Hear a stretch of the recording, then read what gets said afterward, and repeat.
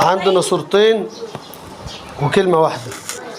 صورة بتبدأ بكلمة وصورة بتنتهي بنفس الكلمة. استنى. صورتين كلمة واحدة وصورتين فيه صورة. الكلمة دي في صورة بتبدأ بالكلمة دي وصورة تاني بتنتهي بنفس الكلمة دي. يلا والاتنين تعتبر فيه صورة تعتبر هي مش كبيرة من الصور الصغيرين. في جزء عامة طيب؟ ايوه في جزء عامة.